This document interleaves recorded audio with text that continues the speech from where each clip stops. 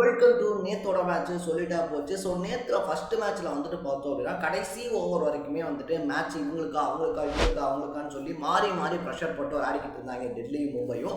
But செகண்டாக நடந்த மேட்ச்ல வந்துட்டு பார்த்தோம் அப்படின்னா ஆர்சிபி சிங்கிள் ஹேண்டாக அந்த மேட்சை கொண்டு போய் ஒன் சைடாகவே மேட்சை வின் பண்ணியிருந்தாங்க அப்படின்னே சொல்லலாம். ஸோ ஃபர்ஸ்ட் ஓப்பனிங் இறங்கின பேட்டிங்கை தொடர்ந்து ராஜஸ்தான் ராயல்ஸில் ஜெய்ஸ்வாலை தவிர வேறு யாருமே சொல்லிக்கக்கூடிய அளவுக்கு பர்ஃபார்மன்ஸ் அப்படின்றது பண்ணல அப்படின்னே சொல்லலாம். ஸோ இதனால 173 ரன் அப்படின்ற தான் டார்கெட்டாக கொடுத்தாங்க.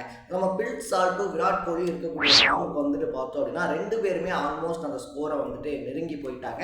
கடைசி கட்டத்தில் வந்துட்டு பார்த்தோம் அப்படின்னா பில் சால்ட் அவுட் ஆகி வெளியே போனதுனால அதுக்கப்புறமா விராட் கோலி இருக்கார் இல்லையா, விராட் கோலியும் தேவ்தத் பட்கலும் வந்துட்டு பார்த்தோம் அப்படின்னா அந்த ஸ்கோரை சேஸ் பண்ணி 9 விக்கெட் வித்தியாசத்தில் மேட்சை ஒன் சைடாகவே முடிச்சிருந்தாங்க அப்படின்னே சொல்லலாம். ஸோ நீங்கள் நேற்று மேட்சை பார்த்துருந்தீங்கன்னா உங்களுடைய பாயிண்ட் ஆஃப் வியூ என்ன அப்படின்றத கமெண்ட்டில் போட்டு மறக்காம சேனலை ஃபாலோ பண்ணி சப்ஸ்கிரைப் பண்ணிக்கோங்க.